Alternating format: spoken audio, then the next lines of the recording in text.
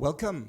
I'm really happy to have Nadia Calviño with us, the President of the European Investment Bank since January of last year. Before that, first Vice President of the Government of Spain, Minister for Economic Affairs, Chair of the IMFC, and in various important roles here in Brussels, including DG Budget. And so this is like a fantastic opportunity for me because I actually had a fireside chat with Nadia before she became president of the EIB at the Bruegel annual meeting in, I think it was in September of 2023, right? So long ago, right? The world has changed a lot. And so, you know, she's back in an institutional role, but also as a European policy maker. And so what we will do in this event is combine two things. One is Nadia, fireside chat, and then we will have a part two. We'll have a quick switch. Nadia will have to leave after our chat and after Q&A, and then we will have a panel where Debora Revoltella, who's sitting here in the first row, will present the annual flagship report of the European Investment Bank, which is the investment report, and we will have two excellent discussions, which I will introduce at that time.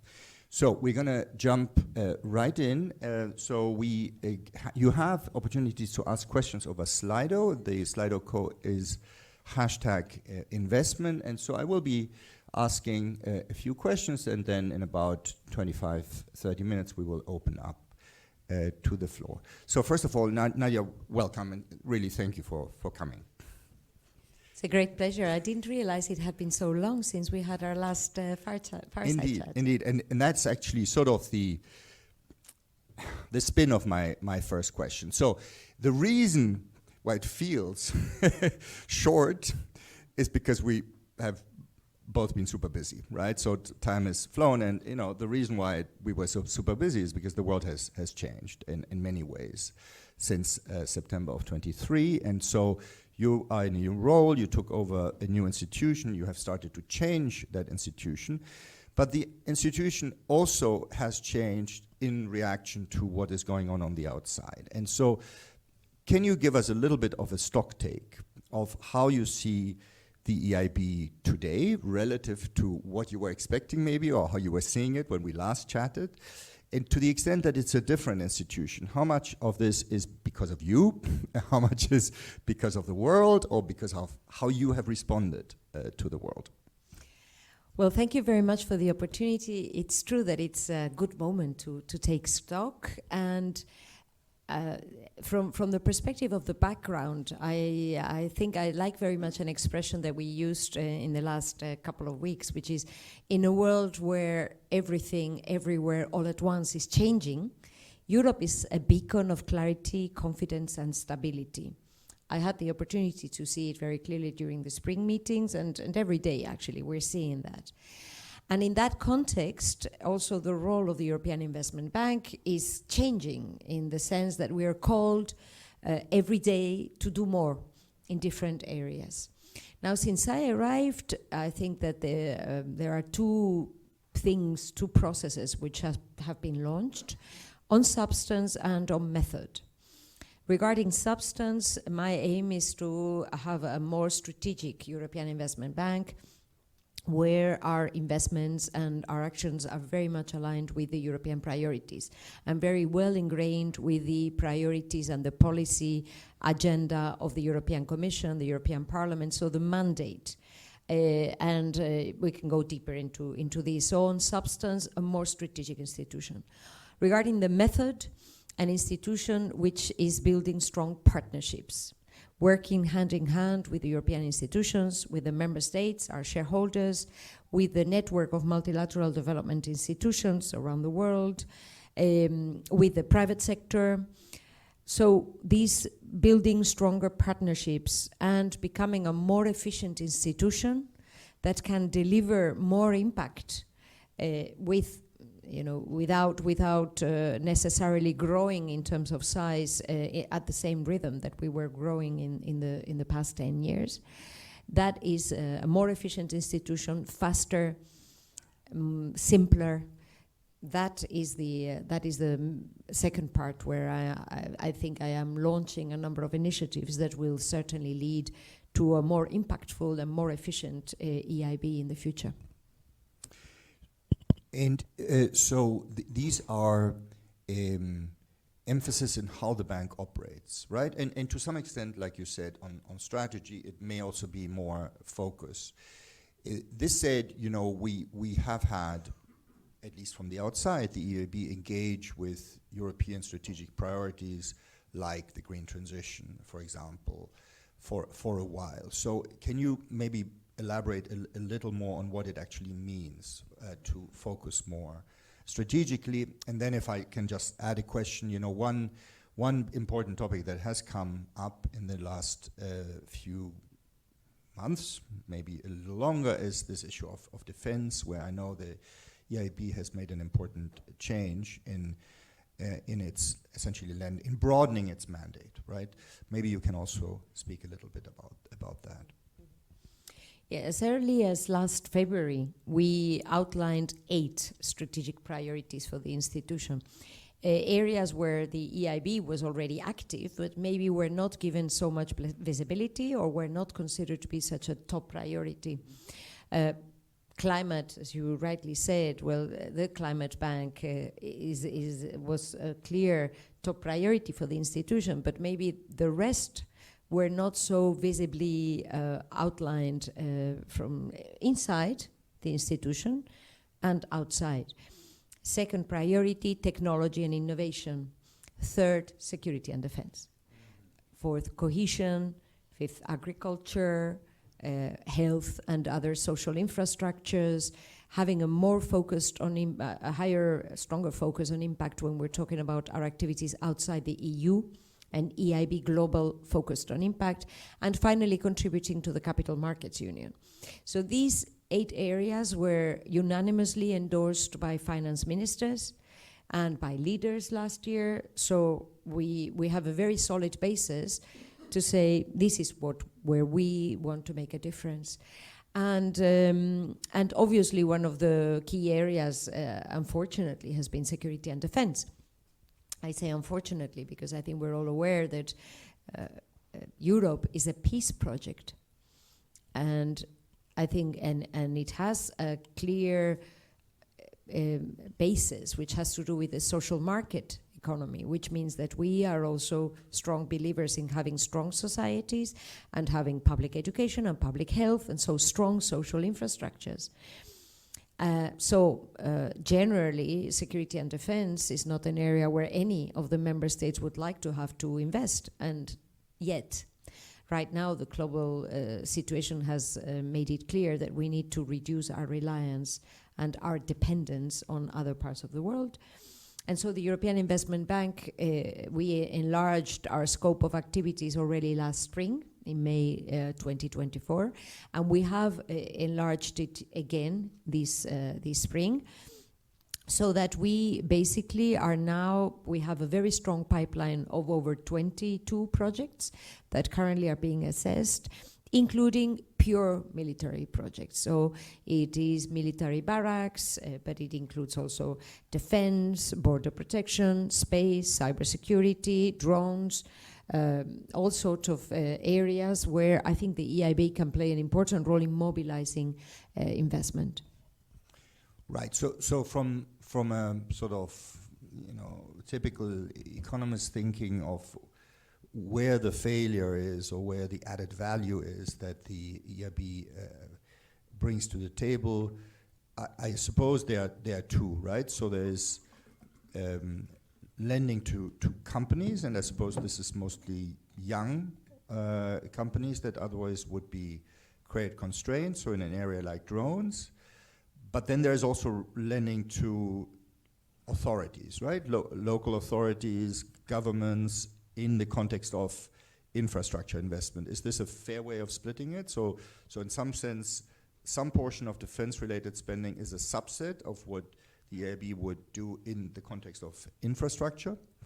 So barracks and, you know, possibly dual transport infrastructure, that sort of thing. And then another one would be, in a sense, a subset of what would normally go into overcoming credit constraints for young firms in an area which maybe is a bit harder to get financing because of possibly ESG concerns, I don't know, or more traditional reputational concerns. Is this the right way to think about it? Well, I think that in the area of security and defense, we have to have a broad palette of instruments to tackle different market failures. So there is a need to mobilize large-scale finance for large infrastructure projects. There's a need to support innovative, riskier endeavors and new technologies or research areas. But there's also a need to provide finance and liquidity to SMEs which are operating in the supply chain of the large European contractors. And we are operating in all of them. We're quite close. I hope very soon we will close the first agreement with a large European financial intermediary, a financial bank, to provide finance to small and medium-sized companies in the supply chain of large European contractors, for example. So we are trying to act wherever there's a market gap. But let me say one thing. I think finance is part of the story, but operating at European level and creating capacities at European level is just as important. So looking into the procurement processes, looking into the standardization processes, ensuring that we go beyond national boundaries and we build European capabilities, avoiding duplication and incoherences, that whatever project is financed is interoperable. I think this is just as important. And that should be really one of our top priorities in the coming months, making sure that we build a security and defense capacity at European level. And that, of course, is for the most part something that is outside of what the EIB can do, right? So there is a limit to which governments can, in effect, ask for EIB help in this area as a substitute for policy actions and, creating new common structures. Well, absolutely. As I always said when this debate started in 2024, is the EIB is one of the players, but we need absolutely to have a good articulation of all national and European institutions. The EIB is not a defense ministry. We are not a central procurement agency. We are not managing the EU budget. So we are complementary, I think, to the role of the European Commission, the European Defence Agency, of course, complementary to NATO and to other forms and processes and organizations that have a very important role to play also. Great. So I'm going to ask you a super broad question on investment, and then I'll ask you to sort of pick various angles from it. So, as you know, the Draghi report has identified very large investment needs in the EU, and most of us, would agree that indeed the needs are very large in areas like energy infrastructure, grids, connectors, renewable energy sources, transport infrastructure, digital. Now, Draghi just put out these big numbers, but he didn't really commit on how investment needs would be split between private and public sectors. And he also didn't quite say, within the public sector, obviously there are various ways of financing this. So what are your views on this? And I mean, specifically, my question is, to what extent do you think that pure fiscal effort, so provision of public goods through budgets, very conventional, can be substituted for by either private or EIB? EIB is somewhere in the middle. And what is it that governments ultimately have to provide? Should it be provided at the European or the national level? And then, to the extent that the private sector has to provide it, I heard you mention Capital Markets Union as one of the strategic priorities. Of course, that is a structural project, right? This is about, changing market structure, changing possibly legislation, changing supervisory structure. So where there can the EIB actually contribute? So that one is, because it's a bit the odd man out, from the other strategic priorities. In other cases, it's actually about things where the relationship to the financial tools of the EIB are pretty obvious in most of these strategic priorities, right? This is about lending, and sometimes it's about provision of equity finance through the EIF, for example. Capital union is markets union is a slightly different animal. So I've asked enough. You get the drift. Yes, thank you. How much time do we have? That's right. So, three ideas from my side. Well, first of all, I think that everybody's always focusing on Letta, Draghi, Nisto, on numbers, but the three reports and other expert reports, I think, are telling us there are three key levers. I would add a fourth one, but the three key levers for European competitiveness and security: integration, market integration, investment, large-scale investment, and simplification. I would add a fourth one, which is these international win-win partnerships. Okay, but these three: integrate, invest, simplify. This is a clear agenda, and this is exactly the agenda of the European Commission, and the European Investment Bank is helping and supporting in the three areas. Integrate by ensuring that we build pan-European projects, pan-European instruments, and try to support the internal market. I just mentioned security and defense, but it will be the same when we're talking about trade, finance, when we're talking about other areas. How to ensure that we integrate, help an integrated European market where the economies of scale are fully seized. Large-scale investment. How can we multiply and leverage the guarantees from the EU budget to the maximum? And simplify. Regarding large-scale investment mobilization with the European budget and simplification, actually we see the simplification pays off. The European Commission's omnibus proposal, which I hope will go smoothly through the Parliament, now the Council is working quite fast, and we are sending a very strong and clear message to the European Parliament: please process this as fast as possible, because it will actually allow us to mobilize, if we manage to get all these simplification and optimization proposals through this year, we will be able to mobilize 5.6 billion euros in extra guarantees from the European budget, that they will be available, they will become available. I can go into the details if there's interest, so that we can really multiply in terms of the investment, public and private investment that will be mobilized. So these two areas, simplification and optimization of mandates, are just as important. So we're contributing in these three areas. First point. Second point, the European Investment Bank is right now in a unique situation because we are a European institution. Our shareholders are the 27 member states. Just as important as who are our shareholders is who are not our shareholders.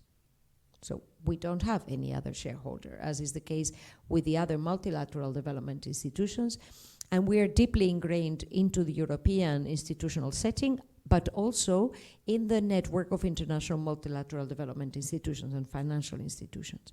And that puts us right now in a unique position to support European policies while building these win-win strategies and partnerships around the world. So second area, so unique position to leverage the European budget and unique position to bridge and cover the gaps that maybe are being left by other large global leaders, when withdrawing at the international level. Right. And then my third and final comment is on the capital market union more specifically. Yes. So the European Investment Bank is in itself a capital market union instrument, because we issue bonds under a European signature, because we have pioneered green bonds, digital bonds. Actually, we just issued some weeks ago the first green bond under the European Green Bond Standard. We issued 3 billion euros. It was oversubscribed by more than 13 times, which shows that capital markets are actually seeing the EIB, as well as the European Commission and others, as the world's safe asset and a bit of a pioneer when it comes to capital markets. But also the European Investment Fund is the largest venture capital player in Europe. The EIB, the European Investment Bank, is the largest venture debt provider in European markets, with a 13% market share, 15% market share in venture debt, which means that we are uniquely placed also to now mobilize this private investment and nurture a vibrant venture capital ecosystem in Europe. And I think there are great opportunities out there in that regard. Great. Nadia, just before you became president of the EIB, your job was to run the fiscal and economic side of the EU presidency, of the Spanish EU presidency in the second half of 2023. And your crowning achievement was the negotiation of the new fiscal rules, which we also tried to help with, by the way, and we were in touch a lot, particularly with your then head of the Treasury, Carlos Cuerpo. And so I think, we probably both agree that what came out was a significant improvement of what was there, and I think, you'll be to congratulate you for pulling it off, because most people didn't think it would be possible before the end of the term. But of course, it was a compromise. It wasn't perfect. And now, with hindsight, I mean, my perception, at least, okay, you may disagree, is that we may have erred a little bit on the side of tightness of these rules. And so we are now in a situation where, because of this huge need in ramping up defense spending, the Commission is offering the use of the National Escape Clause, which arguably wasn't intended for this sort of thing, but fine, it's supposed to be flexible. But, it's not just on defense where we are so squeezed, we're also more squeezed on infrastructure more broadly. And if you look at the result of the negotiations between the European Commission and member states in the medium-term fiscal structural plans, you can see a pretty tight correlation that countries that have to adjust quite a lot also tend to reduce public investment, or at least not expand it. So on average, we're not going to see a large expansion in private investment and public investment, maybe a very small one over the next few years. And so, do you think that with respect to, creating more space for public investment, for EU-authorized public investment, good investment, more should have been done or more could still be done? I'm also thinking, frankly, of my compatriots in Germany who have just passed a fantastic change in their own national fiscal rule and are hoping to spend 500 billion from an infrastructure fund over the next 12 years, but won't be able to do it under the European rule, which is immediately becoming binding, unless there's massive adjustment in other parts of the budget. And any thoughts on whether the rules should have been made more investment friendly and whether there's maybe scope for another round? And do you want to come back and negotiate that? Okay, well, first, I think we have a saying in Spanish, which is, perfect is the enemy of good. Yes. I think the fiscal rules and that were agreed 20th of December 2023 at the Council are really the best possible. It required a lot of political investment and effort, and it was really excellent. If we didn't have that agreement, imagine the discussions we would be having now. So I think we have a good framework. In the run-up to the agreement, there were two key ideas. One is protect investments, and second, security and defense. There are specific mentions there. Many member states were already very well aware of the need to increase investments in security and defense. So I think that the rules themselves could cater for the needs at national level. Now, of course, it's a matter of how the rules are applied. But at the end of the day, we need to strike the right balance between ensuring financial stability and in times of financial instability and volatility as we're living now worldwide, it's more important than ever that we ensure that Europe is a beacon of clarity, stability, and confidence, and ensuring that we continue to invest and we mobilize the necessary investments to support Europe's competitiveness and security. But, and that's my final thought, to reply to your question, it is not only a matter of national budget. It is absolutely not a national issue. It is a European issue.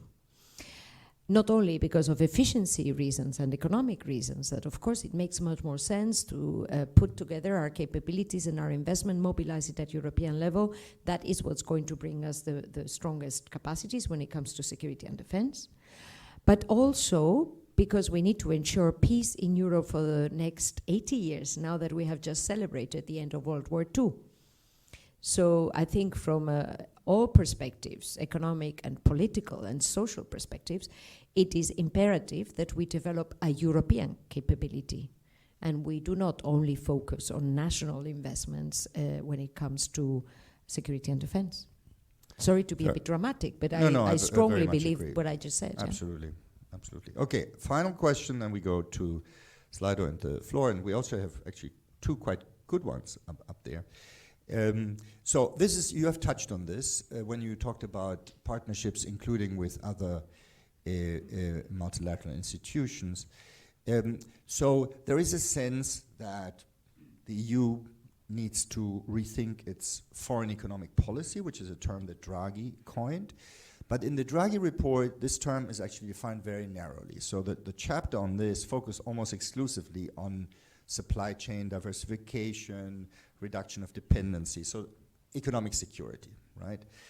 Now, I think we probably have to take a broader view, but the question is how broad exactly and how to reconcile potential tensions between several objectives. So we have economic security, we potentially have export promotion, which is not trivial in a situation where German and European industry is under pressure. We have traditional objectives like promotion of sustainable development, which may require spending money on projects of no direct economic or security value to the EU, but nonetheless important, including for soft power. And finally, we have EU international climate action, right, which is critical for, I think, also the economic interests of the EU. And so, you know, how broadly do you think that we should define our foreign economic policy? And to the extent that there are tensions between sort of this security focus, transactional, direct economic self-interest, and this sort of broader interest in sustainable development, how would you resolve it? I mean, my feeling, I don't want to influence your answer at all, but my feeling is we may have overshot a little bit in the direction of making everything transactional and sort of just, narrow self-economic interest of the EU. So I hope you're not going there. Yeah, but, well, it is, as I said in one of my replies, I think there are great opportunities right now in the sense that as our partners from the other side of the Atlantic are withdrawing in a number of areas, the clear message that we're receiving from around the world is, please, Europe, take the lead or continue to lead. So I spent the spring meetings basically in many public statements and interventions and debates and also private bilateral meetings using words which are revolutionary these days, like climate, like gender, like win-win partnerships. And I think Europe stands for a trade and technology powerhouse, but it also stands for a beacon of human rights and values. And that is also what makes us stronger. And the fact that our partners know they can trust us. We are not going to just defend one interest. We look for win-win partnerships where our partners are also winning from that relationship. That's a very powerful message right now. So that is the right approach. In a world where, as I said, everything, everywhere, all at once is changing, including the concept of development. What is the status of China? What is the status of emerging economies? What is development aid? Is support to the private sector not development? I really think we have to leave behind some of the traditional concepts and see that we are now reshaping the global order, And it is the moment to have some clear ideas, like the fact that by investing in strong societies, we invest in stability and peace, which obviously is the interest of the EU and it's the interest of humankind around the world.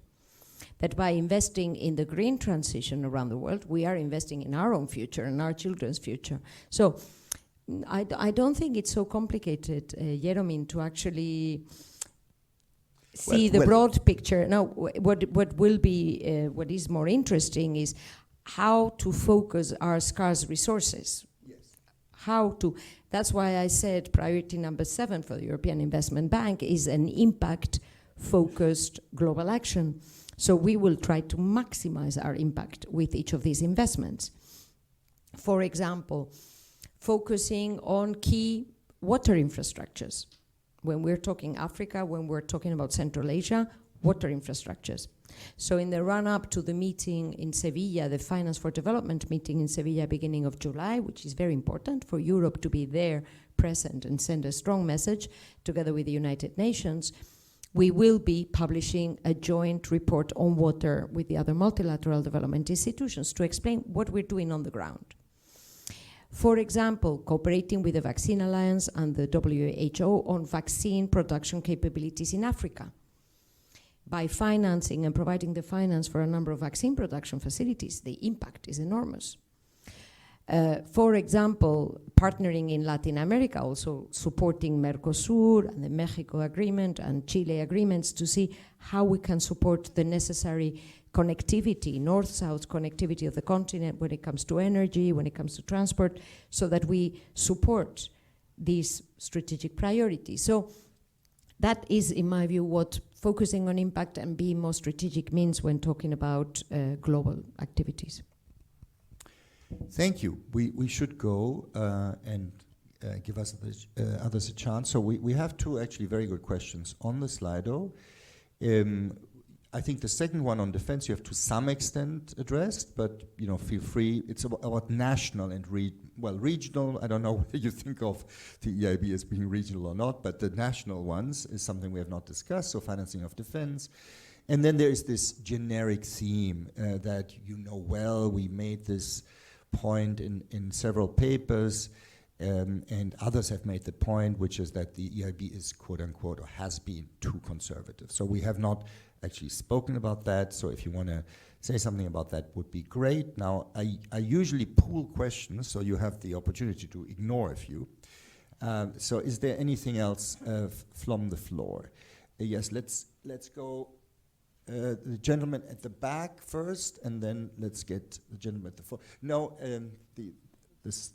please introduce yourself, but we will have another round, so don't worry. Yes. Hi, Nicholas Reinert of Consulting. Nice to see you, Nadia, and thanks for the interventions. My question is, you mentioned the success of the green bonds, but how are you working as the EIB with the private market beyond banks? I mean, fund managers, other institutional investors, in finding effective solutions in, as you say, leveraging up the funding that you have? Is there scope for more structured dialogue and doing more? Giving examples such as credit insurance or the revisions to securitization, all these type of frameworks that are needed to feed the funding into the market and leveraging it up. Thank you. Thank you. And here in front, Joost, please, and introduce yourself. The microphone is coming. Jos Delbeke, Climate Chair at the EIB. I have a question on the EIB as a climate bank. In the Clean Industrial Deal, an industrial decarbonization bank was mentioned. And I wondered whether some of the functions that you were mentioning could not also be taken up in the context of the industrial decarbonization bank or in partnership or whatever, because our companies are hesitating to jump on big decarbonization projects. They are very capital intensive, they are risky, and I think there are 3 sectors that matter a lot: steel, chemicals, and non-ferrous. They are also strategically very important. So are you planning actions in that field about how to continuing the role of the EIB as a climate bank? Thank you. Well, maybe to start on the risk-taking question, because I didn't mention, actually in the last years, the EIB has increased the percentage of higher risk-taking precisely by sticking to what yours was mentioning, to a number of projects which were risky and which maybe are not so successful, actually. And that, I think, is precisely fulfilling the role of a public investment bank at European level, which is to be a long-term patient investor that sticks to those projects and is not interested just in the short-run profit-making effort. And we will continue to do that when it comes to decarbonization of the industry, development of clean tech, etc. I'll come back to this. Going forward, we're actually working on a TechEU platform, which aims to maximize also the impact in mobilizing the private sector. This was this question about covering the whole cycle of investment and business.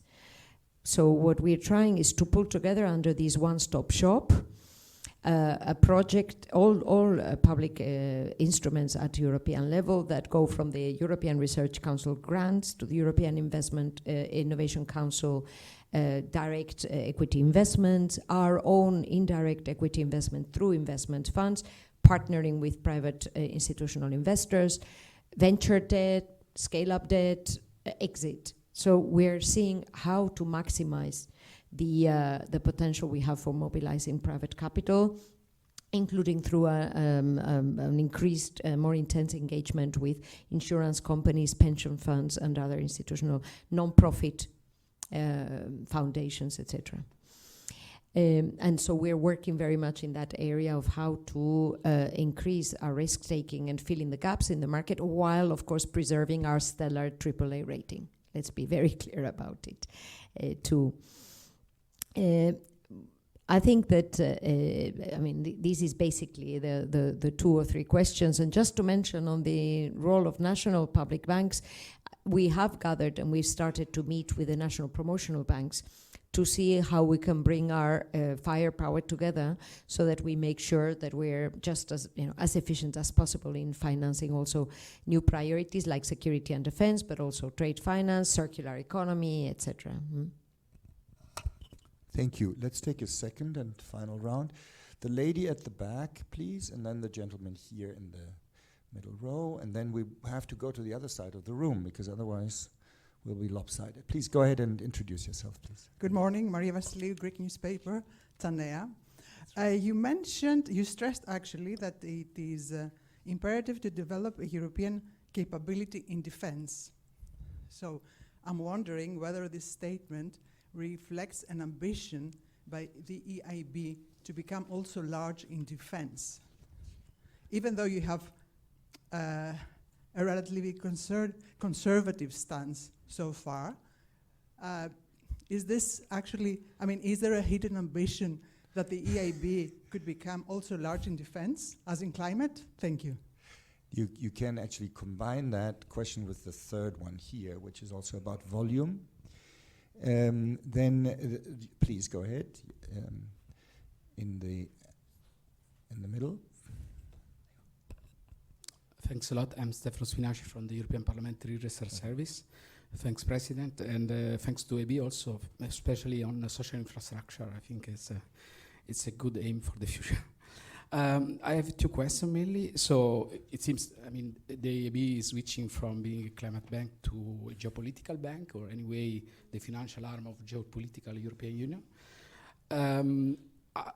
And I think there are a lot of opportunities but do you see also some threats? So we have a reshaping, for example, of the value chains. There are European companies who are going to invest in the United States. How this is less investment in Europe, for example. And second question is about euro. So do you think that is in geopolitical context and the different, so the fact that the dollar, maybe it will lose some importance on the international market, how this can help your work or can put a threat to your work? Thanks. Okay, that's an interesting angle. And the gentleman on, yes, I'm sorry. Yes, go ahead. Actually, let's go first here, and then Kurt, you will get the last word. Well, And I don't think it was me, but I took an opportunity to get the You mic, grabbed so the thank you microphone on so the way. much. My name is Esther Cantor. I come from Proxima Fusion, and thank you so much for your earlier comment acknowledging the importance of strategic infrastructures. And fusion technologies have been booming recently, and the US and China is soon finishing their first demonstrators. Europe is lagging behind a couple of years. Fusion companies have been taking advantage of the accelerator grant of the STEP scale-up program, and as you have mentioned, this is like a step-by-step approach. Now that we are stepping into another gear and also looking at completing our first demonstrators, is there an ambition from the EIB to actually put together a different style of programs to finance larger scale, hundreds of millions of euro scale of investment to help also the private sector in fusion? Thank you. Okay, and then if you're okay, Nadia, we will bring it to a close with these two questions. Sergei Kasyanov, Professional Government Association. On your opinion, how much time would it take for investments in security and defense to bring fruit in order for Europe to be capable to withhold military aggression in the worst case scenario? Thank you. Yes, good question. And please, in the front, Kurt. Kurt Geisert, I'm one of the guides in the House of European History. My question is a little bit linked to this question. You spoke of defense. We had a meeting in Konrad Adenauer Foundation last week, and a colleague from the European Commission said one of the big tasks of EIB is to mobilize private capacity and private capital. Do I understand you correctly? Do you want even more capacity in this field? Thank you.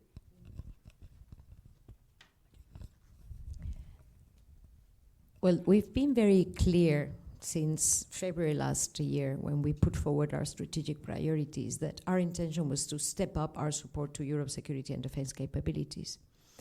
We doubled investment or financing in this area last year. The expectation is to at least double this year. We're talking about 2 billion euros in investment at least.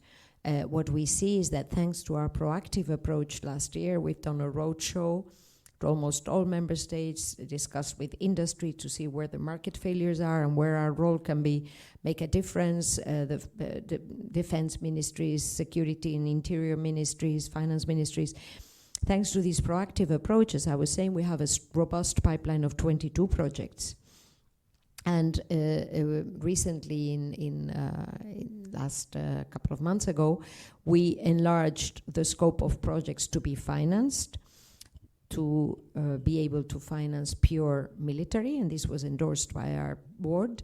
And secondly, we integrated security and defense as a horizontal public policy goal, so that the target amounts per year can be determined, as is the case with the other priorities, and there is not just a specific program, pilot program, as was the case until now. Now, as I was very clear in saying, these will be done, the stepping up of our support to these security and defense capabilities will be done in coordination with the other players and contributing there where the European Investment Bank can have value added. That's mobilizing public and private investment. And it will be in a manner that preserves our stellar AAA rating and very strong financing capacity. And this is what we have been saying, and this is what we are doing. Now, there were a couple of very good questions. I mean, the gentleman here, I am really no expert in the area so as to be able to say, but I am confident because Europe is, as I said, a trade and technology powerhouse. Europe has been adjusting to the changing landscape for the last 80 years. And our universities, our research centers, our companies are second to none. And so if we put these efforts together, I am quite sure that we will succeed. We just did it when developing the vaccine for COVID. And I think that should give us a lot of confidence. Nobody thought that there would be a vaccine. I remember very well, we lived through it. I lived through it firsthand, of course, as minister and vice president. I have here the head of the National Promotional Bank in Spain, José Carlos García de Quevedo. He was the man that put up the public guarantees for the these 140 billion euros mobilized in public guarantees. And at the beginning, we didn't think nobody thought we would be capable. And yet we protected the European economy and we developed the vaccine by joining forces, public and private sector. And it was done in a record time, and the people were vaccinated, so we deployed it. And every European in every corner of Europe had access to these vaccines. And we took a joint European approach. Absolutely. During the pandemic, I think I had discussed this with you before. During the pandemic, we did one thing very well, and we did something not so well. Let me start with what we didn't do so well. First phase, everybody competing against each other for the masks. No European approach. What we did really well was the Recovery and Resilience Facility. We joined forces on the basis of unity and solidarity. We put up a massive investment and reform program. And we did very well with the vaccine production by joining forces, European approach, and public and private partnerships. So that's the blueprint. What we need to do is now to develop the security and defense capabilities using the same roadmap, you know. So it's and then there was a very interesting question on the euro and the role of the euro. I'm very grateful for that, because indeed I think there is a good opportunity right now to reinforce the international role of the euro, which has been part of the European agenda for a while, but now there is a clear opportunity that was not there a couple of years ago in that regard. Super, President Calviño, thank you so much. We have covered a lot of ground, and I think we ended up in a hopeful place at the end. So thanks for that too.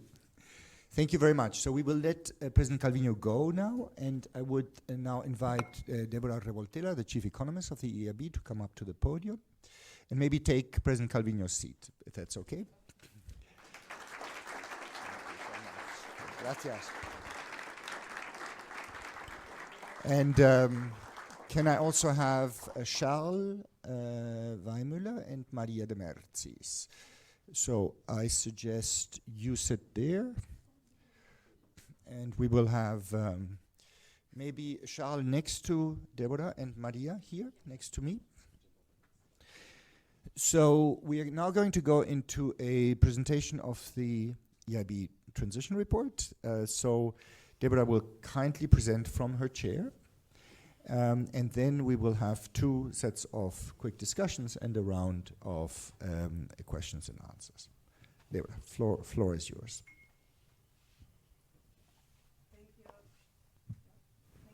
Thank you very much, and it's a real pleasure to have an opportunity to give you a bit of the flavor of our analytical work behind the investment report that is our flagship economic understanding on the European situation, and which also leverage on something that I find always very interesting, is a survey of 12,000 firms that we do on an annual basis.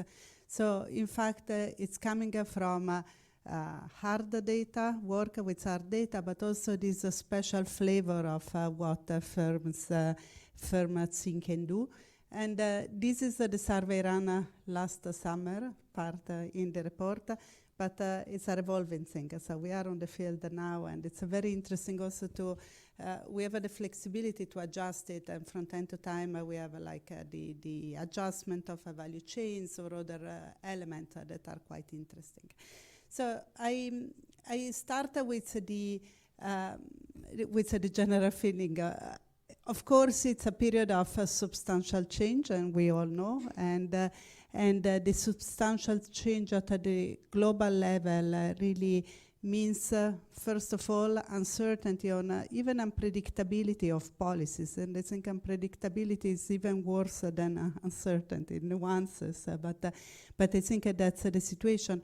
But as the President was saying before, we try to think that there are also opportunities, particularly for Europe.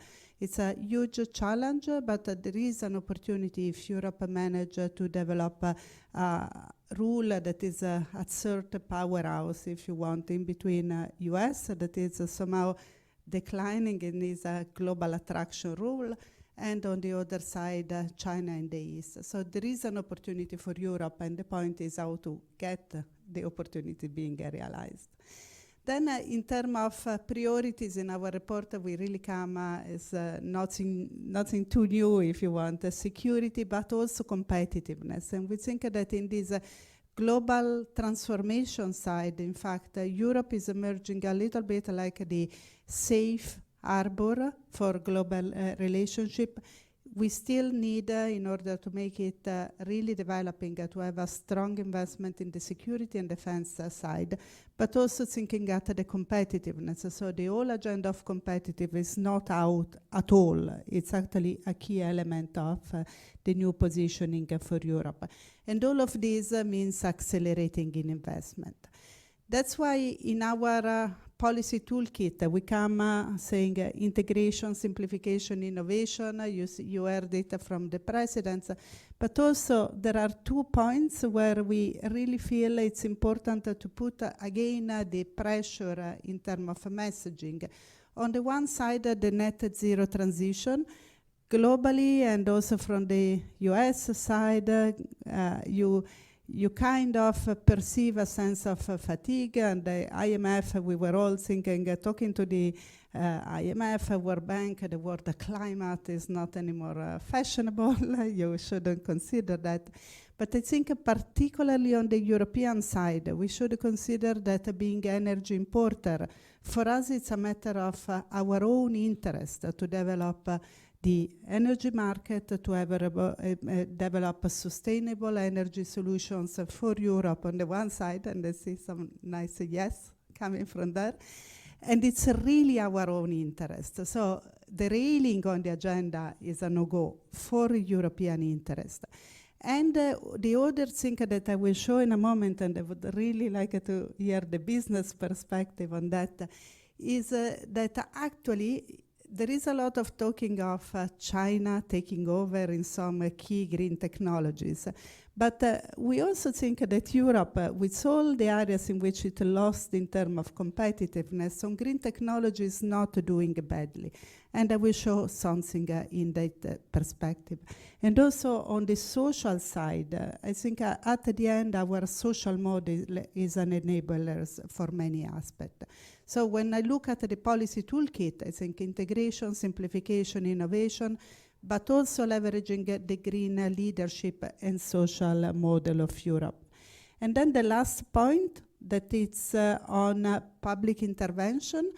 I personally think we come from a period with a lot of public intervention, and actually a lot of the investment that we have seen going on was also incentivized by the public sector.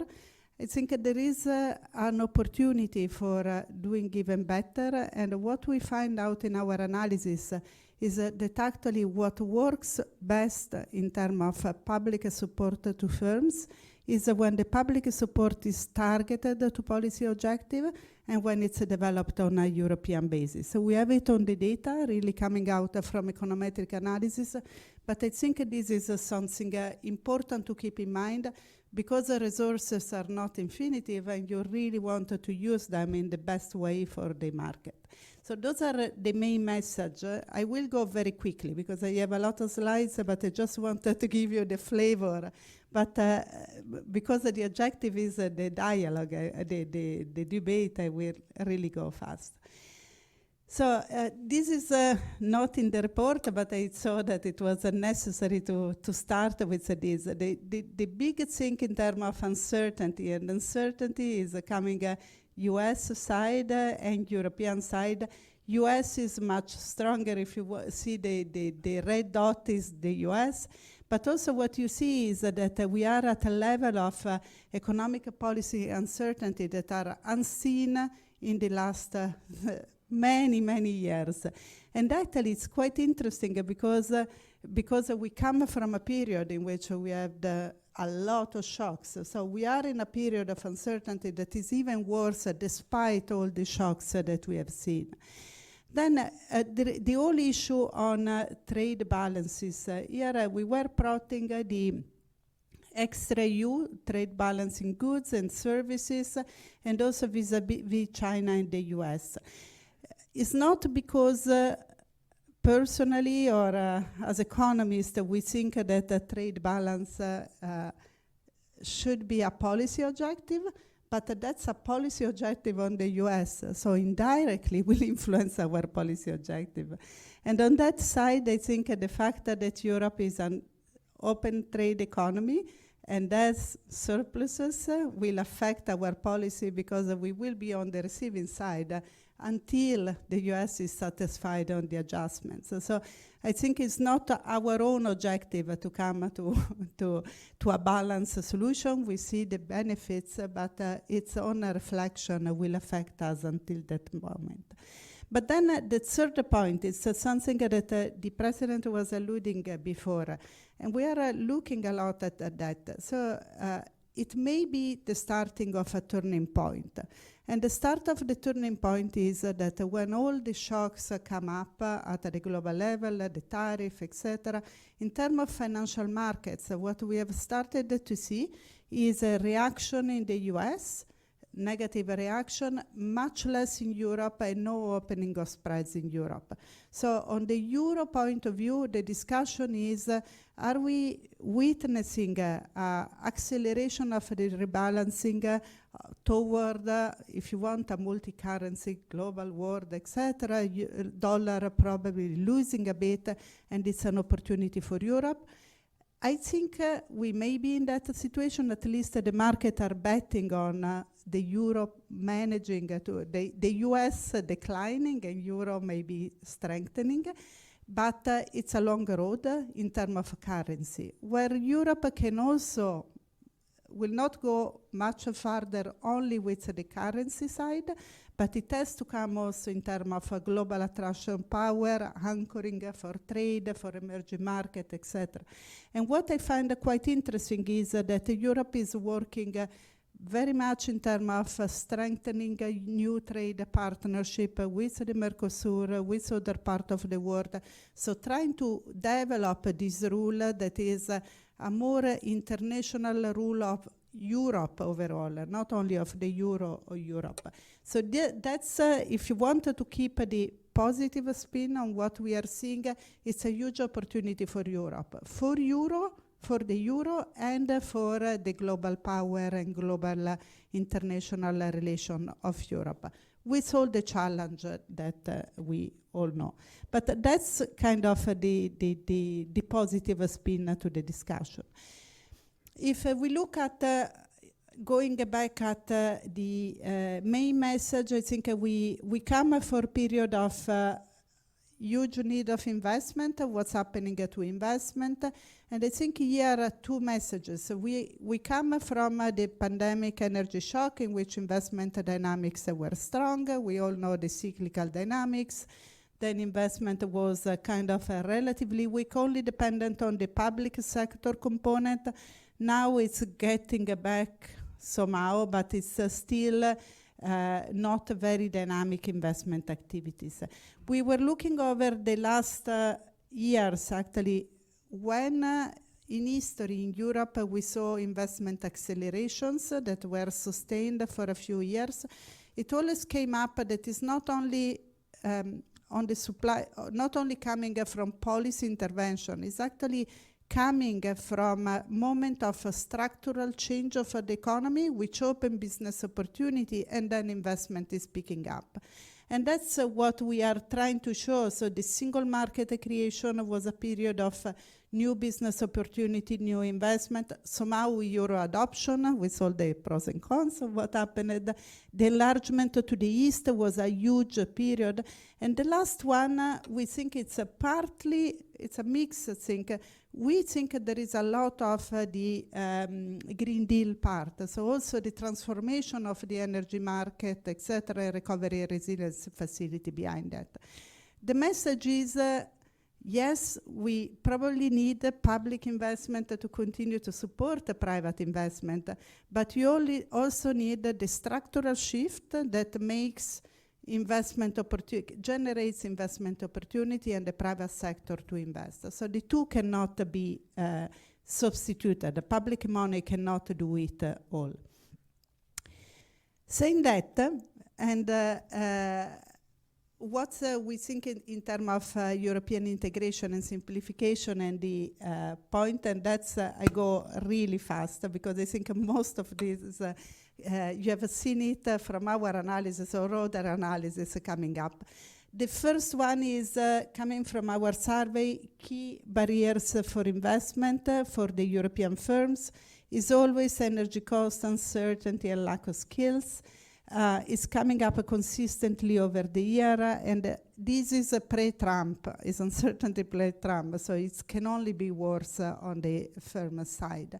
But then there is a lot of barriers, cost of bureaucracy, and cost of friction of the single market. And I think that's quite important for various elements.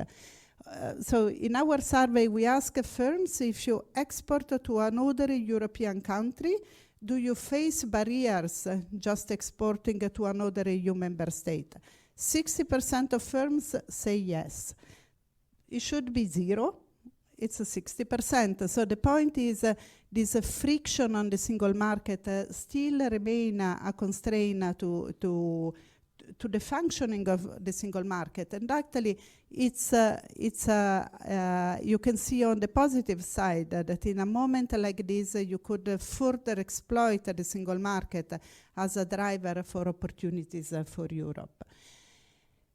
Financial market integration, and I think I go very quickly, but looking at where the challenges are, and that's the way in which we look at it also as an institution, we see basically 3 elements that are interrelated.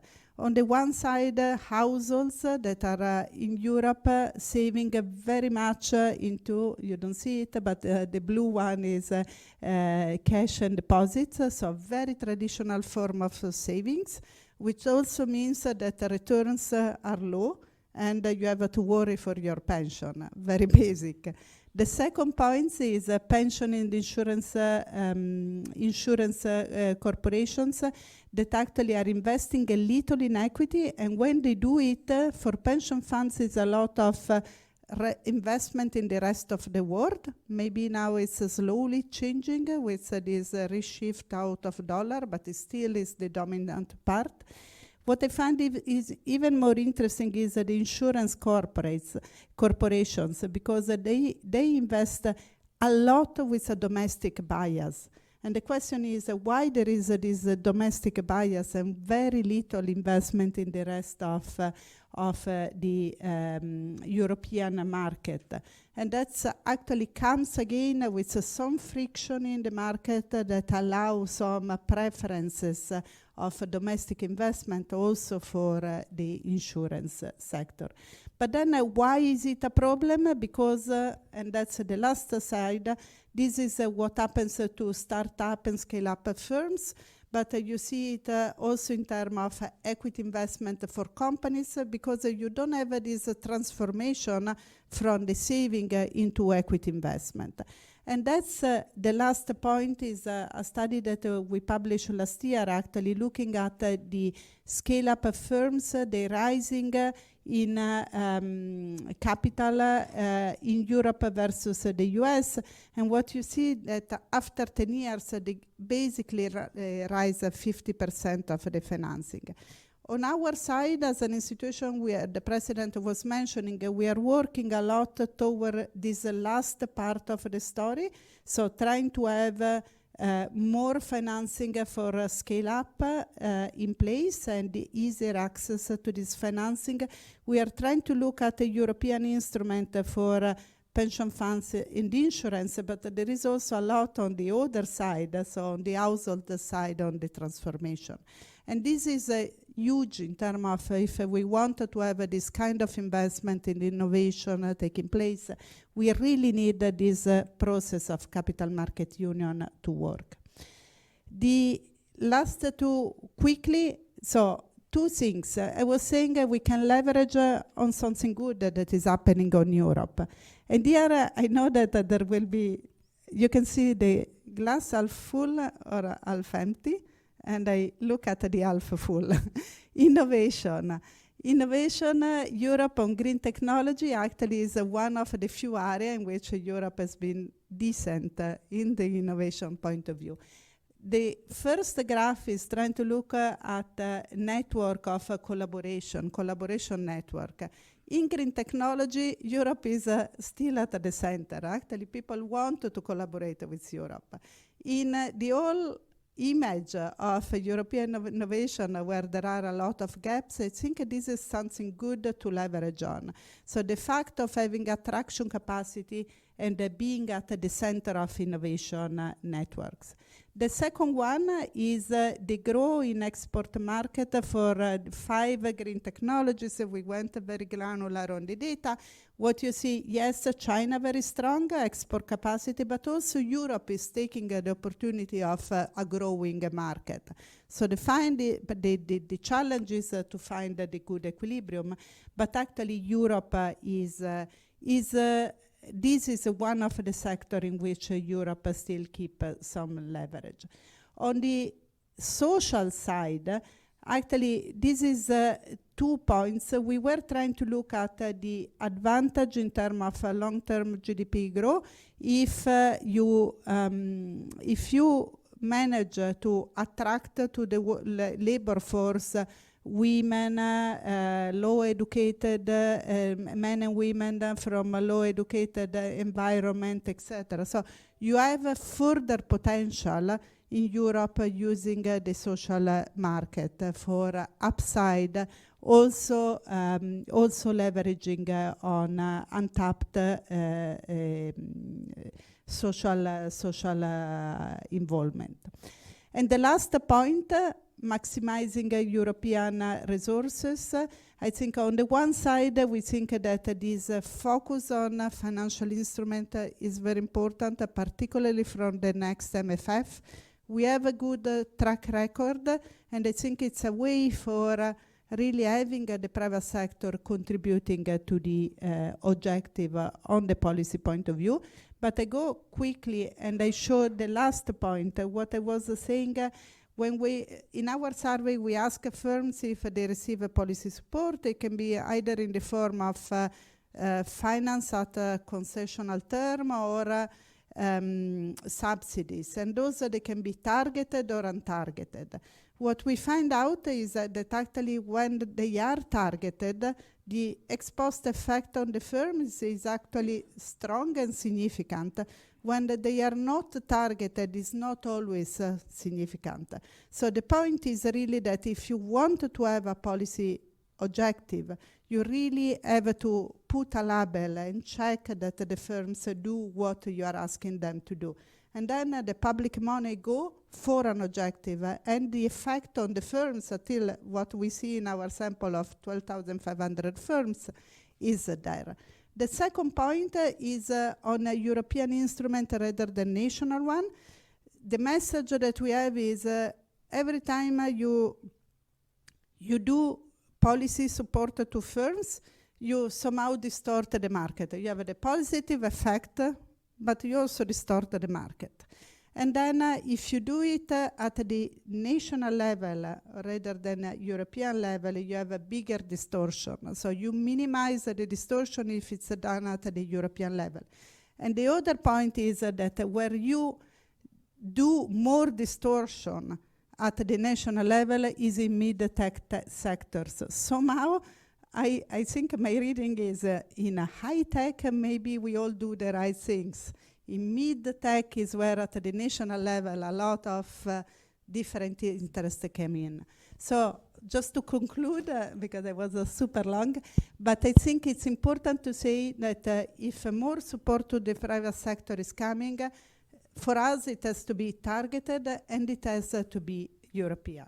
Saying that, I just close and discuss. I want to use that chart at the end about distortions, but of course I want to understand how you estimated it. I mean, you got the drift, which is there is an enormous amount of substance here, which is very nitty-gritty. It's taken from several different studies and all combined, and it's hard to all absorb, right? But it goes beyond the just generic, investment is good, European is good, we need more capital markets union, right? There's a lot of specificity here.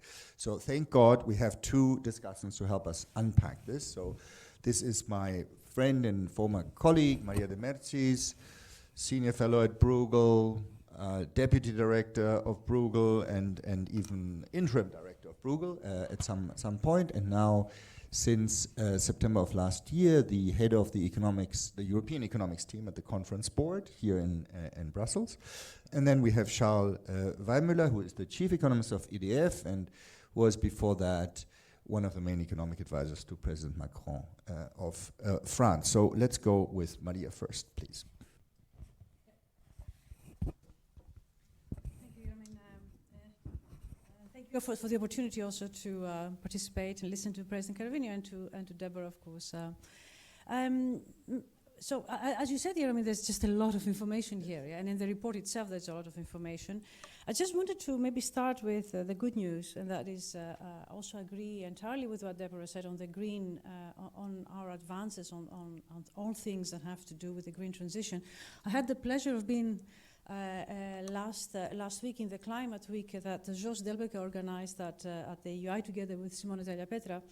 And actually one of the overarching themes was the optimism in terms of how much we have done on the Green Deal, and actually that the achievements on the green issues are actually the good news in all this mess that we find ourselves. And this is despite the fact that we all acknowledge that maybe we are going slower, and we will have to go slower given what's going on. It's interesting to see the change in narrative in this respect, which I think is important not to lose the momentum there, even if the news is entirely what we wanted it to be. So that's the good news. After that, things get a little bit more complicated. And so I'd like to make 3 points, following also the report and what we heard this morning and from what you said, Debora. Neither you nor President Calviño referred to one issue that is very prominent in the report, and that is the issue of aging.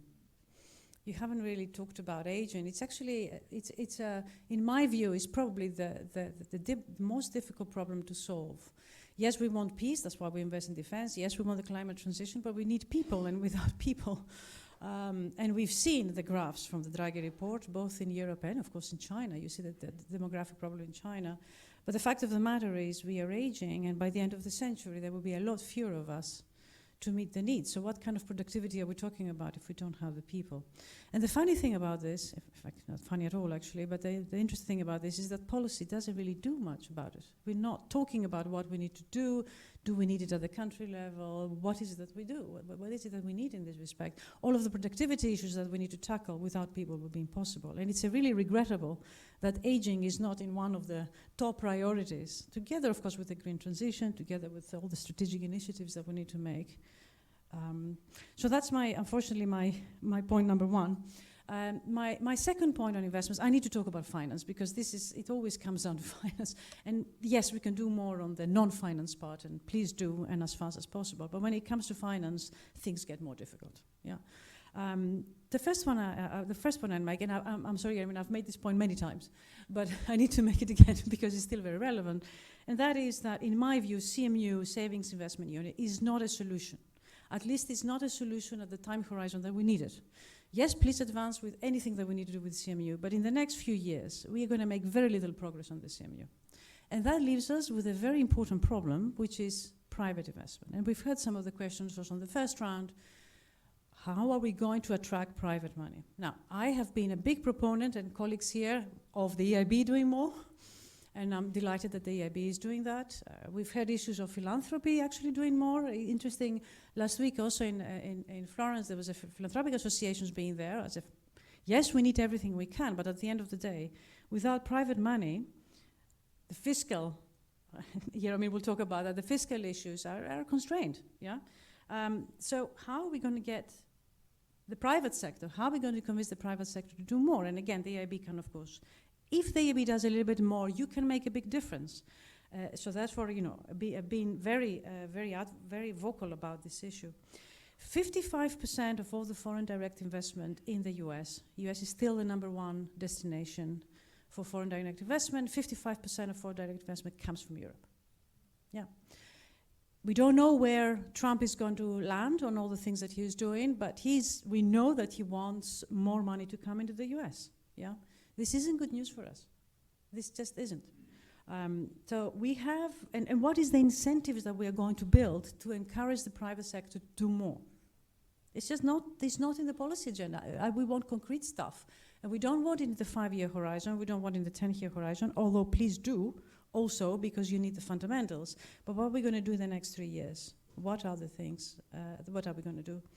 And that brings me to my last point, but again, a finance point. And look, the issue is that we know we need to do less outwards and more inwards. We know that. We saw also the Draghi asking us to effectively redirect our growth model from an export growth model to a domestic demand model. That is also the definition of economic security. We need to do more by ourselves and for ourselves. That is actually what we need to do more of. And then we have a pie of funds, and we need to distribute the pie according to what we call the strategic priorities. But unfortunately, strategic priorities are beginning to look like the flavor of the day. Yeah.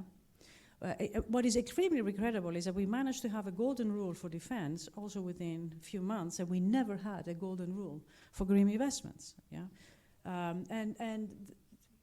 That is very regrettable in my view, but of course I understand the needs, and of course we have no rule on aging in terms of policy-driven rules, right? So this is the bit how we're going to distribute that pie within other national fiscal policies, European fiscal policies to move together, and the private sector. And you know, if we're gonna go for 1.9 on defense to 3.2 or 4, we're going to do less necessarily on something else. And what is that? Yeah. And that brings me to my last point, and I'll just finish here, is that none of what we want to do or not do is, we don't have degrees of freedom there. We have to have contingencies because things are happening to us from outside. I'll give you 2 things that I'm very worried about, and I'm not even going to talk about tariffs because tariffs we're already preparing in some ways. But I'm thinking about 2 potential risks that I see which could be very detrimental to Europe. The first one is Greenland. I actually think this is the #1 risk that we face, Greenland. Because if something aggressive happens in Greenland, the whole world order will be very different to what we know today. And that's for me, it's a little catastrophic, actually. And I mean aggressively. If there is a negotiation, which of course could be, but if there is something aggressive, that's very detrimental. And the second thing is the US debt. For an institution that's done so much on sustainability of debt, if you look at just plot the US debt, and it doesn't look good. Yeah. Interesting the graphs that we used this year. We've seen the graph on the institutional investors. You saw the very non-home bias that there is on institutional investors when it comes to pensions. This is all US debt. I am actually hoping that there isn't going to be a de-dollarization at a great speed, because that's going to be very catastrophic for a lot of our value. So if anything, all of this needs to happen slow, and we need to monitor it, because it will destroy a lot of wealth in the process. Thank you, Maria. Thank you. Thanks. Charles, please. Thank you very much, Jarvin. Thank you to all. Thank you for picking up energy as an illustration to the EIB report, because I do believe it's a very good case in point. Very briefly, why? Because it's CapEx intensive. It has always been. Plus, it has a lot of innovation booms, technological changes. You mentioned it, that investment is usually correlated with this kind of structural shifts. And it happens that it does take place now in energy. Plus, it is absolutely key into the sovereignty discussion. It is an input in the whole production network of the EU. So energy is quite important, and investment is quite important for energy. The glimpse of hope, to start with, is that we used to talk about the energy trilemma. Bruegel knows it by heart. The trilemma between decarbonization, affordability, and security of supply. The glimpse of hope is that it gets less and less a question of trade-offs and trilemmas. It gets more and more a question of alignment, of interest, of direction, because moving forward in the very long term, the kind of energy mix we are aiming at will be fully decarbonized, will feature very low variable cost, so it will be competitive on the long term, plus it will be much more sovereign, because we will import much less, obviously, fossil fuels. So you have more and more an alignment of interest between those 3 decarbonization, sovereignty, and competitiveness. The less, let's say, glimpse of hope or the challenge is that to reach that point, we really need to face an investment wall. So investment is really the nexus, the key issue for the energy sector. And beyond that, beyond saying just, okay, investment is important, what to do about it? You titled the event Investment Priorities for Europe. The challenge here is that it's very hard to cherry pick which kind of investment we do need for energy sector, and still we want to say something. We want and we need to plan to some extent, and we need to be a bit more explicit than just investment. You mentioned, especially in the Draghi report, words like grids, storage, renewables, low carbon power production.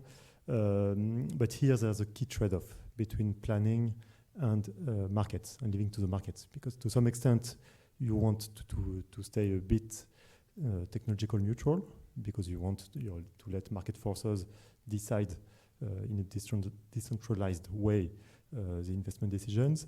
But at some point you need coordination. You need some long-term planning to coordinate actors, and that echoes to an insurance versus incentive trade-offs, which is very specific to the power system, because in the power system you do have uncertainties, unpredictabilities, as you said, Debora, in all frequencies. At the low frequency of the macroeconomic trends, the geopolitical context, but also at the very high frequency, more and more the supply and the demand of the power sector is going to depend on the weather, which is a great news, because it means that renewables are taking an increasing role in the power production sector, but it's more and more unpredictable. So you need to strike the right balance between insurance and incentive, between planning and leave it to the market. I'm not going to answer to what the right balance is. I'm not going to say also what should be the respective role of public investment and private money, but what I'm going to say is that it's totally sure that the EU approach is welfare improving for everyone. And let me just elaborate 2 words on that, because it's a question of sharing good practices. So you have, let's say, an acceleration aspect to it. So for uniform actions, actions that are good for each member state. Typically, electrification of users. I'm a bit biased, I would say, but to really stay objective, electrifying energy users are the most efficient way to decarbonize the demand of energy, which is a priority in most sectors, typically transport, heating, and even in the industry. So that's the first aspect to it. You accelerate uniform actions, but you also have a more heterogeneity aspect to it. We should leverage more our comparative advantages. Each of our member states are different. We are endowed with different natural resources, whether it's weather, land, geography, industrial expertise, and we should really make the most out of the complementarities between the two. So we should stop trying to apply one size fits all to each member state. We should think hard about those complementarities, and we should plan with an EU system approach. We are a system, especially in the power system. I mean, the recent events in Spain and Portugal, it's very hard to identify the cause for now. But for sure, it does recall us that we share one common good on top of all the other ones, which is the frequency. The frequency of the power system is a common good. We share the same frequency, so we share the same stability objective of the power grid. So we need to think together, and maybe just one complementarity I would like to mention to finish on a more concrete examples between renewables and hydro and nuclear. Also, this one is a very strong one. I mean, because it's technological. Renewables are great to produce power because their cost is increasing, is decreasing more and more. It's relatively easy to install, but it is intermittent. The fact is, that we do not control the wind and the sun. Fact is that it's very hard to store power over a few hours. So we need something else. We need to complement renewables production with dispatchable, decarbonized sources of power production, typically hydro and nuclear. So in our scenario, the EDF net zero scenario we published last year, basically it's a 70-30% of the terawatt hours that will be produced in 2050 all over Europe. 70% will come from renewables, variable, so exogenously variable renewables production, but 30% will come from dispatchable sources, decarbonized, hydro, nuclear, and thermal. So to really plan for the right balance between those different sources of production, to really plan for the grid, we need to model the power system at the European level, and the policymakers need to think about it, need to discuss, need to negotiate at the right level. And my word of conclusion will be to echo what Debora said about our comparative advantage regarding outside. So if we manage to minimize the costs of the system, of the energy system within the EU, we'll be much stronger internally, but also externally. And so we will able to build on this comparative advantage. In all those components of the clean energy sector, European has an edge, on renewables, on nuclear, on grids. It is wrong to believe that China has swept everything. We still have very strong expertise, and we should build on that, starting by optimizing our own system and then export it to the rest of the world. Thank you. Do we have a question or a comment from the floor before I yield back for reactions to Debora? Please go ahead, Victor. Let's have the microphone and briefly introduce yourself, please. Victor van Hoorn, Director at Cleantech for Europe. Quick question maybe to the EIB. For your presentation, the last slide, we fully agree on the smaller potential for distortion from EU level action. The fact is we're just ahead of a new budget negotiations. Our impression, at least, is not a lot of member states ready to fathom a lot more EU level action. So how do you look at what the tools we have in the meantime? And in the meantime, a lot of it is probably going to be just more national level state aid with a risk of distortion. But I guess how do we solve this very complex equation in the political environment that we're in? Let me actually add to that. To what extent can the EIB itself play a coordinating role? I mean, it is the one central European-wide institution that we have that has clout. Maybe it can coordinate somehow. Okay, go back to Debora. Please pick up on anything you want. We need to ignore most of it, but unfortunately we do have to end on time. So we have 4 minutes actually, not 3 minutes now. So I actually pick up from the last, but pointing to a number of elements that you all were mentioning. I think when we talk about the necessity to avoid the distortion in the single market and to have European instruments, I think it's extremely important. And as an institution, we are trying to do a lot in that point of view.